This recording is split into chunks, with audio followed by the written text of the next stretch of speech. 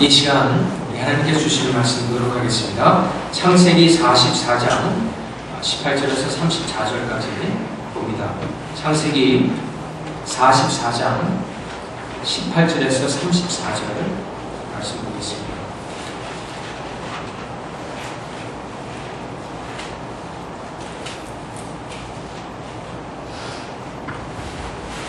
하나님의 말씀이 다음과 같습니다. 유다가 그에게 가까이 가서 이르되 내 주여 원하건대 당신의 종에게 내 주의 귀에 한 말씀을 아뢰게 하소서. 주의 종에게 노하지 마소서. 주는 바로와 같으심이니이다. 이전에 내 주께서 종들에게 물으시되 너희는 아버지가 있느냐 아우가 있느냐 하시기에 우리가 내 주께 아뢰되 우리에게 아버지가 있으니 노인이요 또 그가 노년에 얻은 아들 청년이 있으니 그의 형은 죽고 그의 어머니가 남긴 것은 그뿐이므로 그의 아버지가 그를 사랑하나이다 하였더니 주께서 저 종들에게 이르시되 그를 내게로 데리고 내려와서 내가 그를 보게 하시기로 우리가 내 주께 말씀드리기를 그 아이는 그의 아버지를 떠나지 못할지니 떠나면 그의 아버지가 죽겠나이다. 주께서 또 주의 종들에게 말씀하시되 너희 막내 아우가 너희와 함께 내려오지 아니하면 너희가 다시 내 얼굴을 보지 못하리라 하시기로 우리가 주의 종 우리 아버지에게로 도로 올라가서 내 주의 말씀을 그에게 아뢰었나이다. 그 후에 우리 아버지가 다시 가서 곡물을 조금 사오라 하시기로 우리가 이르되 우리가 내려갈 수 없나이다. 우리 막내 아우가 함께 가면 내려가려니와 막내 아우가 우리와 함께 가지 아니하면 그 사람의 얼굴을 볼 수 없음이니이다. 주의 종 우리 아버지가 우리에게 이르되 너희도 알거니와 내 아내가 내게 두 아들을 낳았으나 하나는 내게서 나갔으므로 내가 말하기를 틀림없이 찢겨 죽었다 하고 내가 지금까지 그를 보지 못하거늘 너희가 이 아이도 내게서 데려가려 하니 만일 재해가 그 몸에 미치면 나의 흰머리를 슬퍼하며 수월로 내려가게 하리라 하니 아버지의 생명과 아이의 생명이 서로 하나로 묶여 있거늘 이제 내가 주의 종 우리 아버지에게 돌아갈 때 아이가 우리와 함께 가지 아니하면 아버지가 아이 없음을 보고 죽으리니 이같이 되면 종들이 주의 종 우리 아버지가 흰머리로 슬퍼하며 수월로 내려가게 함이니이다. 주의 종이 내 아버지에게 아이를 담보하기를 내가 이를 아버지께로 데리고 돌아오지 아니하면 영영히 아버지께 죄짐을 지리이다 하였사오니 이제 주의 종으로 그 아이를 대신하여 머물러 있어 내 주의 종이 되게 하시고 그 아이는 그의 형제들과 함께 올려 보내소서. 그 아이가 나와 함께 가지 아니하면 내가 어찌 내 아버지에게로 올라갈 수 있으리까? 두렵건대 재해가 내 아버지에게 미침을 보리이다. 아멘.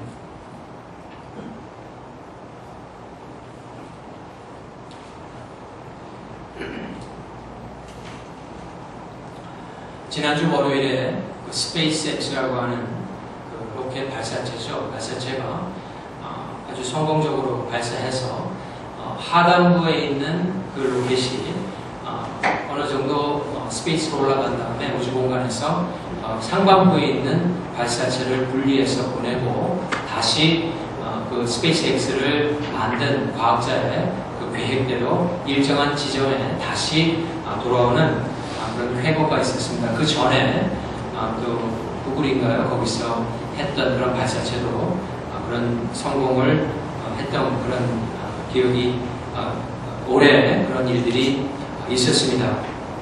근데 그런 로켓 발사를 제가 좀 보면서 좀 생각을 해봤던 것이 야, 인간의 과학의 발전이라는 것이 정말 대단하구나 하는 것을 생각해 보았습니다.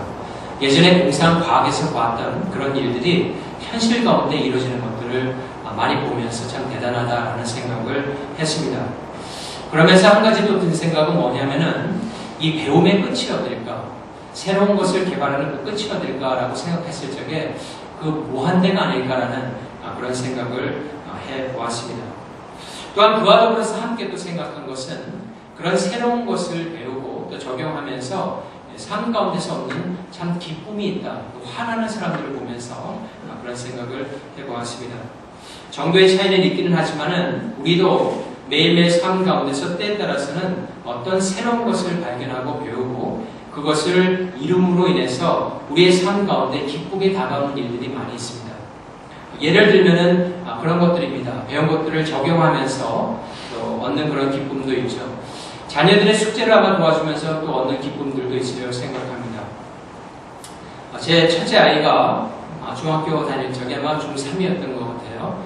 근데 그때 학교에서 그 과학 프로젝트가 하나 있었는데 그 프로젝트 중에 하나가 뭐냐면은 구슬을, 이 마블을 어떤 위치에서 굴려서 밑으로 어떤 지점까지 도착하는데 1분 내 1분에 가장 근사하게 도착할수록 점수를 많이 받는 그런 프로젝트가 있었습니다. 그래서 여러 가지를 그 기구는 어떤 것을 사용해도 된다고 무슨 파이프를 사용해도 되고 무슨 길을 만들어도 되고 하여튼 시작점에서 끝점까지 그 마블이 1분 안에 도착하면은 점수를 많이 받는 그런 프로젝트였어요. 그래서 아이가 그 친구하고 함께 프로젝트를 해야 돼서 가지고 와서 이런 모형을 좀 만들고 싶다라고 했고 재료를 사가지고 그 아이들이 만드는 것을 보았습니다. 근데 며칠 지나다 보니까 아이들이 그것을 잘 못하고 또 선생님이 아버지가 도와줘도 된다 그래서 제가 그거를 놓고 주로 아이들이 저녁에 잤을 적에 밤에 조금씩 한 달을 걸려서 조금씩 프로젝트를 이렇게 도와줬는데 매번 이렇게 시간을 재면서 좀 위치도 바꾸고 또 이 통로에다가 나무도 또 하나 놓고 그래서 지연시키면서 해서 결국에는 그 프로젝트를 완성을 했어요. 당일날 가서 보니까 강당에 많은 아버지들이 참 나와가지고 이렇게 그것을 마지막으로까지 참 수고를 하고 계시더라고요. 어떤 여학생은 보니까 자기 공부인데도 그냥 팔짱을 딱 끼고 이게 잘 나오지를 않는 거예요. 아무리 하더라도 45초 이렇게 나오니까 여자는 막 화가 나 있고 아버지는 그냥 땀을 뻘뻘 흘리면서 그 드라이버로 여기도 맸다 저기도 맸다는 안쓰러운 모습도 제가 좀 보았습니다. 어찌됐든 그렇게 해가지고 다 끝낸 프로젝트가 상당히 좋은 점수를 받았어요. 1분에 거의 가깝게 마블이 도착을 해서 그때 아이와 함께 기뻐했던 그런 생각이 납니다.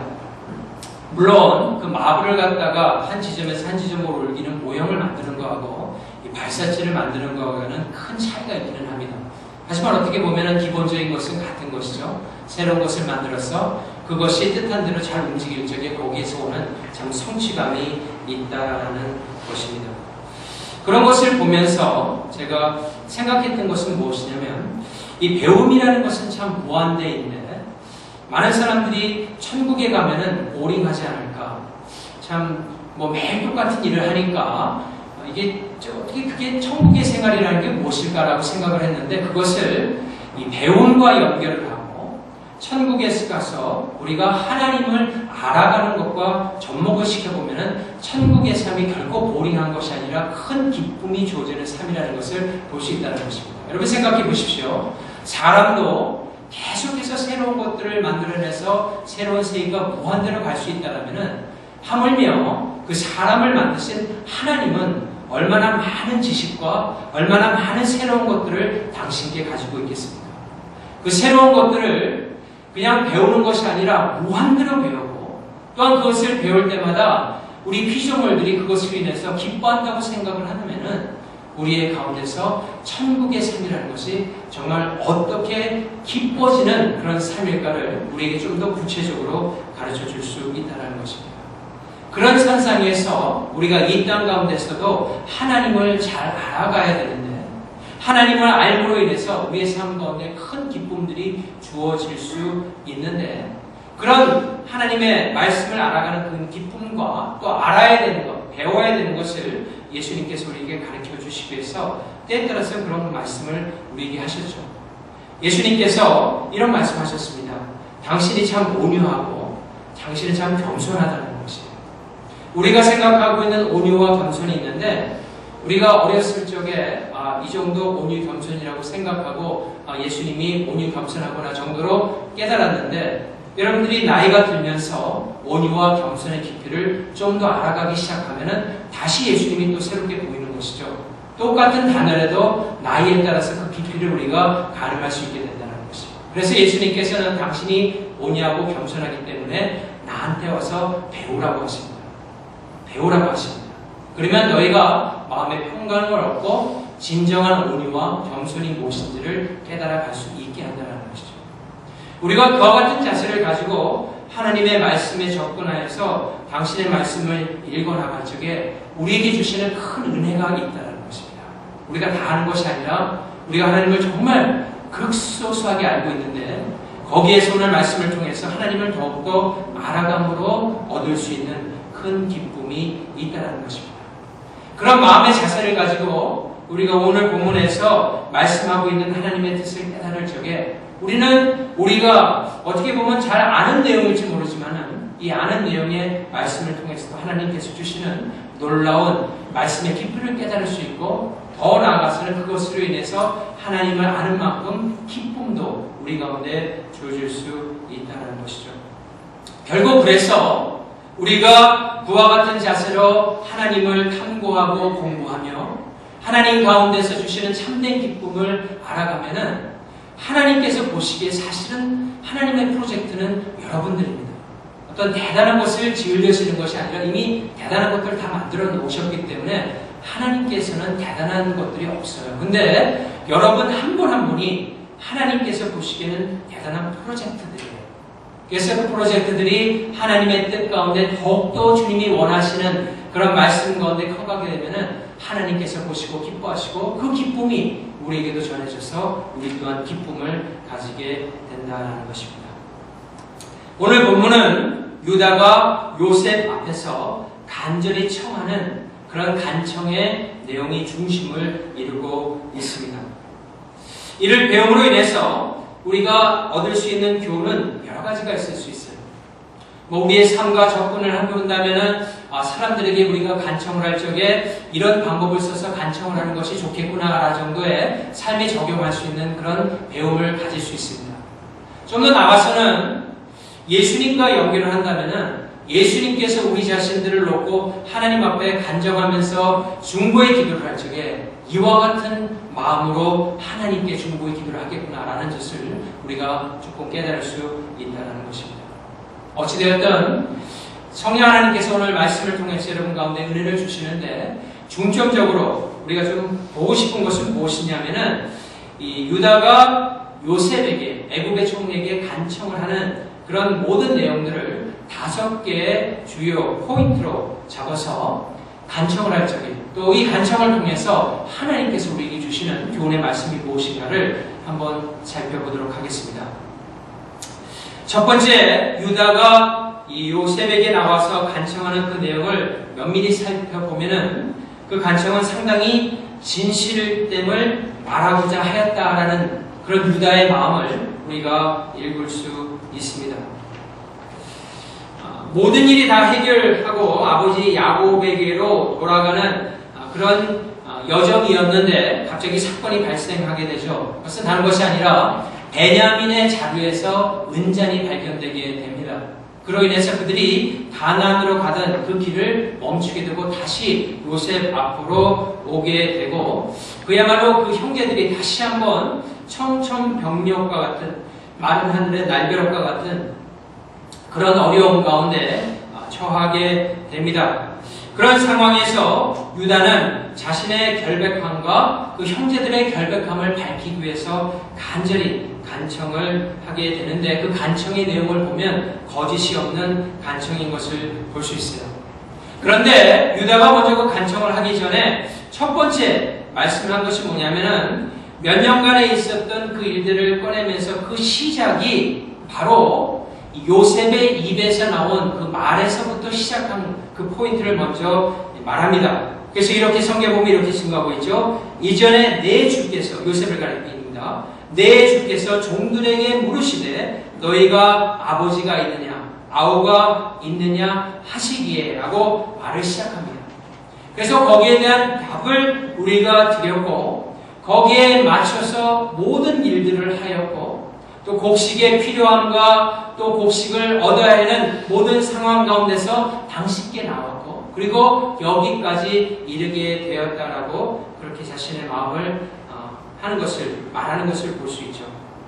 그런데 그 요셉이 유다가 요셉에게 말하는 것을 잘 보게 되면은 물론 요셉에게 나가서 간청을 하는 그 마음도 있었지만은 그 마음의 다른 한 구석에는 하나님께 간청하는 그런 마음이 있었던 것을 볼 수가 있습니다. 그러니까 자신이 완전히 정직함을 가지고 분명히 요셉에게 말하지만은 다른 한 구석에는 하나님을 향한 긍휼과 이 하나님께 간청하는 마음이 있었다라는 것이에요. 그래서 그런 마음이 잘 나타난 것이 창세기서 44장 16절 말씀인데 거기에 보면은 다음과 같이 되어 있습니다. 16절 말씀 보면 이렇게 되어 있어요. 44장 16절. 유다가 말하되 우리가 내 주께 무슨 말을 하오리이까? 무슨 설명을 하오리이까? 우리가 어떻게 우리의 정직함을 나타내리이까? 하나님이 종들의 죄악을 찾아내셨으니 우리와 이 잔이 발견된 자가 다 주의 노예가 되겠나이다 라고 되어 있습니다. 근데 거기에 보면 여러분 그 말씀이 그 말이 좀 어폐가 있는 것을 볼 수 있어요. 첫 번째 보게 되면은 유다가 무엇이라고 합니까? 무슨 말합니까? 이렇게 얘기한 다음에 한 중반부쯤에서 우리의 정직함을 나타내리까라고 말하고 있습니다.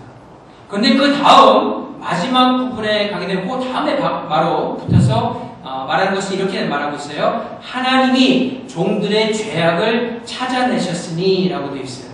그러니까 말이 좀 안 되는 것이죠. 정직하다고 분명히 말하면서 하나님께서 우리의 죄악을 찾아냈다라고 하는 것은 무엇이냐면은 예전에 요셉을 팔았던 그 죄악이 항상 마음 가운데 있는 것이에요. 그러니까 우리가 이 문제에 관한 것만은 정말 정직한데 혹여 이 문제가 우리가 예전에 요셉을 팔므로 인해서 하나님께서 이와 같은 어려운 상황을 주시고 있다라면은 거기에 관한 한 하나님께서 우리의 죄악을 발견하셨다라고 말하는 것을 볼 적에 요셉에게 간청을 하지만은 하나님 그 죄악을 좀 덮어주시고 이 문제가 잘 해결될 수 있도록 주님 은혜를 베풀어 주시옵소서라고 그런 똑같은 마음을 가지고 하나님 이 요셉에게 나가 간청을 하는 것을 볼 수 있습니다. 여기에서 우리가 한 가지 배울 수 있는 교훈은 무엇입니까? 유다와 같은 그런 마음으로 우리가 하나님께 간청하는 자세가 참 중요하다라는 것입니다. 여러분 우리가 하나님께 어떤 간구를 하고 간청을 하든지 우리는 결코 예전에 우리가 하나님을 위해서 한 일을 베이스하여서 하나님께 간청하는 것이 절대로 아닙니다. 세상은 그렇습니다. 세상은 자신이 어떤 일을 이루고 거기에 대한 크레딧으로 어떤 것을 요구할 수 있는 것이 세상의 방법입니다. 하지만 예수님께 이 땅에 오셔서 많은 비유를 통하면서 하나님의 나라의 원리는 그렇지 않다라는 것을 이 품꾼의 예를 들어서 하신 것과 마찬가지로 우리가 하나님 앞에 나와서 간청을 할 적에는 결코 우리가 어떤 일을 하나님을 위해서 하였기 때문에 간청을 하는 것이 아니라 항상 하나님께서 베풀어 주실 긍휼을 바라보면서 간청을 하는 것입니다. 그것이 바로 유대의 자세인 것입니다. 우리가 아무리 일에만큼은 은잔을 넣지 않은 정직함의 베이스를 둔다고 할지라도 결국 이 모든 일들이 이루어지는 것은 하나님의 긍휼에 달려있음을 그가 그 베이스에다 깔고 이 요셉에게 간청을 하고 있다는 것입니다. 우리가 하나님께 간청할 적에 그와 같은 하나님의 긍휼을 구하는 자세로 간청하는 것이 참 중요한 것이죠. 그런 베이스 하에서 하나님의 긍휼을 향하여 우리가 부르짖기 시작한다면은 그 하나님의 성품 자체가 그러니까 하나님이 그러니까 우리의 노력이 아니라 하나님이 어떠한 분이시기 때문에 우리가 말한 것을 들어주실 거라고 하는 그 생각을 가지고 주님 앞에 나간다면은 하나님의 긍휼이라는 것이 결국 무엇입니까? 이것은 긍휼이라는 것은 친절 베품을 당할 자격이 없는 사람들에게 친절을 베풀 적에 그것이 바로 긍휼하다라는 뜻이에요. 다시 말해서 하나님께서는 우리에게 친절을 베푸실 이유가 전혀 없지만은 하나님이 긍휼하신 분이시기 때문에 우리에게 친절을 베푸신다라고 하는 그 하나님의 성품에 간절히 우리가 그 성품을 붙들고 주님 앞에 나갈 적에는 우리가 예수 그리스도 안에서 자녀된 자격으로 담대하게 구할 수가 있다는 것입니다. 그러니까 우리가 어떤 일을 했기 때문에 당당하게 하나님께 구하는 것이 아니라 우리가 하나님 앞에 나와서 담대하게 구하는데 그 담대함의 기초가 되는 것은 하나님의 긍휼로 말미암아 우리가 자녀가 되었기 때문에 이제는 그 자녀의 자격으로 하나님께 나와서 담대하게 구하시면 하나님께서 우리의 간구를 들어주시게 된다라는 것입니다. 이렇게 응답받을 적에 우리 가운데는 하나님 앞에서 내세울 것이 없습니다. 하나님께서 응답해 주셔도 너무나 감사한 것입니다. 왜냐하면 하나님의 긍휼에 우리가 감사하는 거예요. 그리고 더욱더 주님 앞에 나와 긍휼에 기초해서 구할 수 있는 담대함을 우리가 얻을 수 있게 된다는 것입니다. 유다는 말로 표현은 하고 있지 않지만은 요셉에게 직접적으로 간청을 하지만은 그 딥인 마인드에는 그에게 신앙을 가지고 하나님의 긍휼하심을 구하는 것입니다. 하나님 긍휼을 베풀어 주셔서 이 모든 문제가 잘 해결될 수 있도록 도와주십시오라고 그렇게 간구를 하고 있는 것입니다. 그와 더불어서 그에게는 진실한 마음을 가지고 베냐민이 만약 어떤 일이 일어난다면은 아버지 야곱에게 재해가 일어날 것을 계속해서 말씀드리면서 다시 말해서 그런 급박한 상황이기 때문에 우리의 진실됨을 좀 봐주시고 거기에 맞춰서 우리의 간청을 들어주십시오라고 그렇게 말을 하는 것이죠. 그래서 그 진실함에 관련된 그런 말들이 27절에서 31절까지 나와 있지 않습니까? 보면은 이렇게 되어 있어요. 27절에서 44장 27절에서 31절까지 보면은 다음 것이 되어 있죠. 주의 종 우리 아버지가 우리에게 이르시되 너희도 알거니와 내 아내가 내게 두 아들을 낳았으나 하나는 내게서 나왔으므로 내가 말하기를 틀림없이 지켜 죽었다 하고 내가 지금까지 그를 보지 못하거늘 너희가 이 아이도 내게서 데려가려니와 만일 재해가 그 몸에 미치면 나의 흰머리를 슬퍼하며 스올로 내려가게 하리라 하니 아버지의 생명과 아이의 생명이 서로 하나로 묶여 있거늘 이제 내가 주의 종 우리 아버지에게 돌아갈 때 아이가 우리와 함께 가지 아니하면 아버지가 아이의 없음을 보고 죽으리니 이같이 되면 종들이 주의 종 우리 아버지가 흰머리로 슬퍼하며 스올로 내려가게 함이니라 라고 되어 있습니다. 무엇입니까? 아버지의 생명이 걸린 일이니까 신중하게 이 간청하는 내용을 좀 들어달라는 것입니다. 두 번째로 유다의 간청을 보게 되면 유다는 아버지와 베냐민의 행복을 먼저 생각했다라는 것입니다. 유다는 아버지와 베냐민의 행복을 먼저 생각했다라는 것입니다. 유다가 가나안으로 돌아가고자 하는 마음이 전혀 없었던 것은 아닙니다. 후에 보면은 나옵니다. 하지만 그의 말 가운데 프라이어리티를 우선순위를 두었던 것은 아버지와 이 베냐민의 행복을 먼저 두었다라는 것입니다. 형들을 위해서라면은 그와 같은 마음을 가지고 또 그 자신의 이 형과 동생을 위해서라면은 자신을 정말 희생하면서까지 그 일을 하고자 하는 그런 결단을 가지고 있었다는 것입니다. 여러분 형제간의 우애가 좋을 때가 있습니다.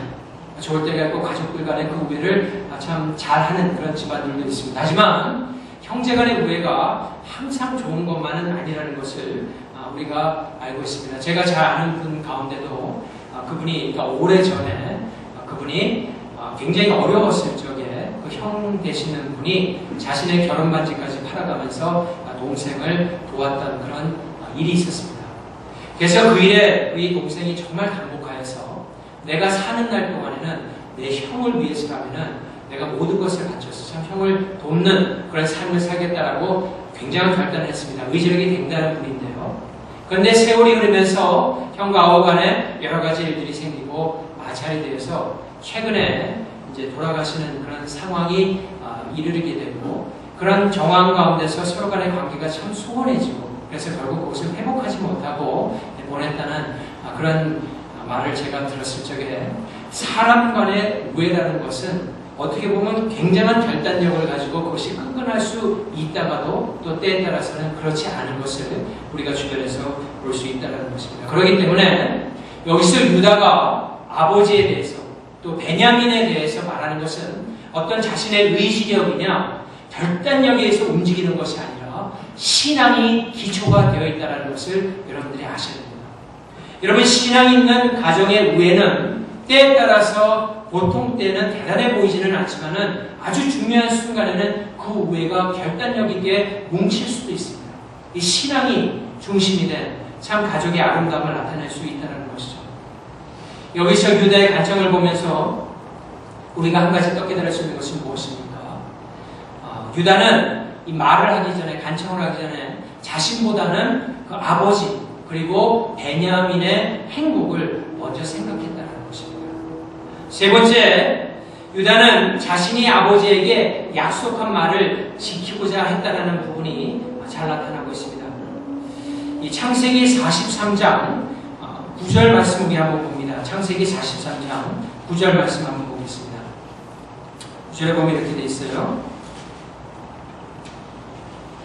내가 그를 위하여 담보가 되오리니 아버지께서 내 손에서 그를 찾으소서. 내가 만일 그를 아버지께 데려다가 아버지 앞에 두지 아니하면 내가 영원히 죄를 지리다 라고 그 베냐민을 데려가기 전에 아버지 앞에서 유다가 약속한 내용이 있습니다. 그리고 오늘 본문에 32절 말씀 한번 보시기 바랍니다. 44장 32절 말씀을 보면은 다음과 같이 되어 있어요. 주의 종이 내 아버지에게 아이를 담보하기를 내가 이를 아버지께로 데리고 돌아오지 아니하면 영영이 아버지께 죄짐을 지리라 하였사오니 라고 되어 있죠. 똑같은 말을 반복하고 있지 않습니까? 이것은 뭐냐면 자신이 아버지에 대한 약속을 내가 반드시 지키겠노라는 그 결단을 그가 보여주었다라는 것입니다. 한 가지 더는 유다는 간절한 것이 이루어지면 모든 책임을 감수하고자 했다는 것입니다. 그냥 말을 던진 것이 아니라 자신이 말한 것에 대해서 그 일이 worse than case의 시나리오가 일어난다고 할지라도 그에 대한 책임을 자신이 지고자 했다는 것입니다. 그래서 33절에 보면 이렇게 되어 있어요. 33절에 이제 주의 종으로 그 아이를 대신하여 머물러 있어 내 주의 종이 되게 하시고 그 아이는 그의 형제들과 함께 올려보내소서.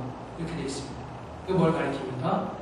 만약에 정말 이 죄값을 물으시기를 원한다면 나를 대신해서 거기에 있게 하라는 것입니다. 여러분, 유다인들 가나안으로 돌아가지고 싶지 않았겠습니까? 자신의 자녀들도 있고 아내도 있는 그 집으로 그가 왜 돌아가기를 원치 않겠습니까? 또한 그인들 종의 생활을 살고 싶었겠습니까? 자신이 나이가 60이 다 된 사람이 모든 것을 다 포기하고 다시 종의 신분으로 간다는 것은 보통 결단이 아니면 안 되는 것입니다. 하지만 그가 이 말을 시작할 적에 그 가운데 어떤 케이스가 되어서 정말 아버지의 약속한 대로 된다면 내가 그 모든 책임을 감수하겠노라고 하는 그 결단이 있었기 때문에 그의 말 가운데 호소력이 있었고 진실된 힘이 있었다는 것입니다. 마지막으로 한 가지 더 유다에게서 찾아볼 수 있는 그 중요점은 무엇이냐면 마지막이긴 하지만은 어떻게 보면 상당히 중요한 그런 포인트인데요. 그것은 요셉의 긍휼을 구한 점입니다. 요셉의 긍휼을 구한 점입니다. 이것은 좀 더 깊이 말하면은 하나님께 나아가 긍휼을 구했다라고도 볼 수 있는 것이죠. 34절에 보면은 다음과 같이 되어 있어요. 34절 말씀이 이렇게 되어 있죠. 그 아이가 나와 함께 가지 아니하면 내가 어찌 내 아버지에게로 올라갈 수 있으리까? 두렵건대 제 해가 내 아버지에게 미침을 보리다. 거기 보면은 34절에 이렇게 되어 있죠. 그 아이가 나와 함께 가지 아니하면이라고 되어 있습니다. 그러니까 자신도 함께 가고 싶은 마음이 있었다는 것입니다. 그러니까 이 모든 일들을 애굽의 총리가 조금 이해를 해주시고 긍휼을 베풀어 주셔서 우리의 가족을 전과 같이 다 갈 수 있게만 한다면 그것도 베풀어 주시면 제가 감사한 마음을 가지고 돌아갈 수 있겠나이다라고 그렇게 간청한 것을 볼 수 있다는 것입니다. 쉽게 말하면 나도 가나안에 좀 돌려볼 수 있다면 돌려보내 주시길 바랍니다. 하지만 그것은 결코 그 아이들이 못 들어가게 하는 것을 전제로 하는 것이 아니라 돌아가는 것을 전제로 하여서 나도 그 가운데 함께 갈 수 있다면 그렇게 해달라고 요셉의 긍휼을 구한 것이죠.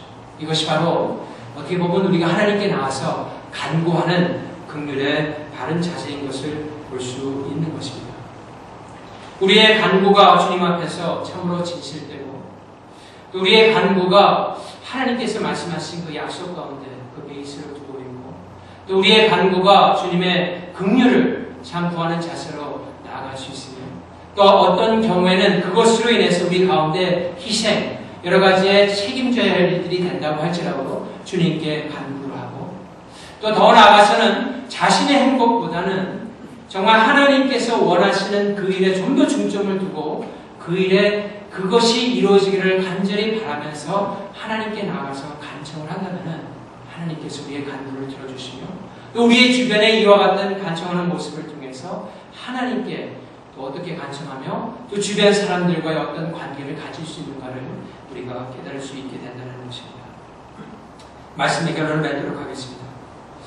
유대의 간청을 묵상하면서 또 유대의 간청 우리가 자세히 보면서 우리에게 깨달을 수 있는 것은 결국 예수님께서 하나님 앞에 간구하는 그런 모습이 아닐 수 없는 것입니다.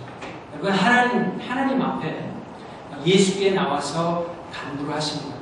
그런데 그 간구가 그냥 된 간구가 아니라 그 어떠한 상황 가운데서라도 예수님께서 우리를 위해서 우리가 어떻게 보면은 다 메사태우리 우리가 어떻게 보면은 다 어질러나서 어떻게 할 수 없는 그런 상황을 하나님 앞에 가지고 왔는데 그 상황을 예수께서 다 떠안으시고 이 모든 것들을 바르게 하셔서 우리로 하여금 하나님과 바른 관계를 가질 수 있도록 한다고 하는 그 일을 예수께서 이루신다고 하는 그 결단 가운데서 천국에서 오셨고 이 땅 가운데서 모진 고통을 다 받으셨고 그러므로 말미암아 우리의 삶 가운데서 새로운 길을 열어주셔서 하나님께로 나아갈 수 있는 사람들로 만드신 다음에 이제는 하나님의 우편에 앉아 계셔서 우리를 위해서 끊임없이 간구하고 계신 그 예수 그리스도의 모습을 유다의 간청을 통하여서 우리가 생각해보지 않을 수 없다는 것입니다. 그리고 그렇게 간구하시는 예수님을 우리가 생각할 적에 우리가 다시 한번 일어날 수 있다는 것입니다. 제가 예전에 한번 여러분들에게 그런 간증 비슷한 예를 한번 드린 적이 있을 것입니다. 제가 주님을 영접한 다음에 이렇게 부러운 일들이 몇 가지 생겼는데 그 중에 하나가 이 할머니가 나를 위해서 기도하기 때문에 난 할머니의 기도로 난 잘 된다라고 그렇게 말하는 그런 친구들을 볼 적에 좀 부러운 마음이 있었습니다. 왜냐하면 제가 예수님을 영접한 후에는 할머니께서 안 계셨기 때문에 그런 말을 들을 때마다 좀 부러운 적이 있었어요. 그런데 어느 날 말씀을 보는 가운데 할머니보다 더 강력한 기도를 하고 계신 분이 있다는 것을 제가 깨달았습니다. 그것이 예수님이었다는 것이죠.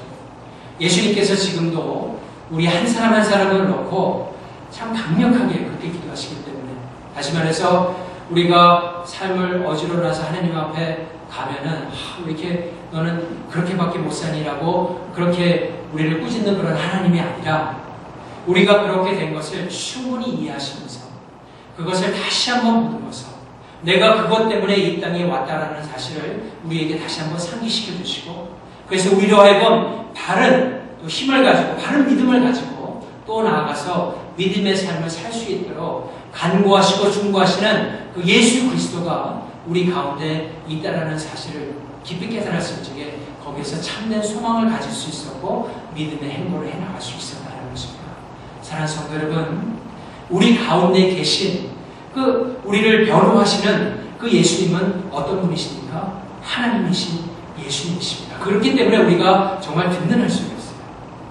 가끔 가다가 이렇게 보면은 법정에서 막 공방을 하는 그런 영화들도 있고 드라마들도 요즘 좀 많이 나오지 않습니까? 거기에 보면은 변호사들이 막 싸우면서 막 서로를 갖다 헐뜯는 그런 장면들이 나오고 또 실제적인 우리의 삶 가운데서도 그런 법정에서의 공방이 있다는 것이에요. 그런데 우리를 어큐즈하는 것은 모세의 법을 이용한 그것을 잘못 이용하는 것이죠. 마귀가 우리를 향해서 끊임없는 기소를 하고 있다는 것이에요. 근데 그 기소에 대해서 우리는 도저히 아무리 변론을 하려고 해도 변론을 할 수가 없어요. 마귀는 워낙 뛰어난 존재이기 때문에 그 기소를 막을 수가 없어요. 근데 그 모든 기소를 한마디로다가 잠식시키고 우리를 의로운 길로 이끌 수 있는 그 변호사는 예수 그리스도밖에 없다는 것이에요. 마지막 때 예수님께서 우리를 변론해 주실 거예요. 그 예수님이 우리의 참 변론자가 되시고 우리의 중보자가 되시기 때문에 우리는 이 세상 가운데서 때에 따라서 받는 여러 가지 많은 것들 가운데서도 담대한 마음을 가지고 다시 주님 앞에 담대히 있어서 매일매일 믿음의 행보를 해나갈 수 있다는 것입니다. 그것이 하나님께서 주신 우리를 향하신 축복이요. 유다의 간청을 통해서도 다시 한번 확인할 수 있는 이 하나님 예수님께서 우리를 향하신 그 마음인 것을 볼 수 있다는 것입니다. 사랑하는 성도 여러분, 우리 주님이신 예수 그리스도께서 하나님께서 하나님 앞에 나아 주님의 긍휼을 저들에게 베풀어 달라고 하는 그런 간절한 기도가 우리 가운데 있기 때문에 우리는 결국 이 세상 가운데서 두려워하거나 우리의 믿음이 흔들리지 아니하고 주님께서 반드시 이루실 것을 믿고 확신하는 가운데 한 걸음 한 걸음 나아갈 수 있다는 것입니다. 이제 올해 한 해도 여러분들이 잘 마무리하고 내년에 주님과 동행할 적에 참 우리를 위해서 끊임없이 중보의 기도를 드리고 계신 예수 그리스도를 바라볼 적에 다시 한번 힘을 얻어서 세상 가운데서 주님께서 주시는 그 믿음으로 하루하루를 참으로 승리해 나가는 여러분 다 되시기를 주님의 이름으로 축원합니다.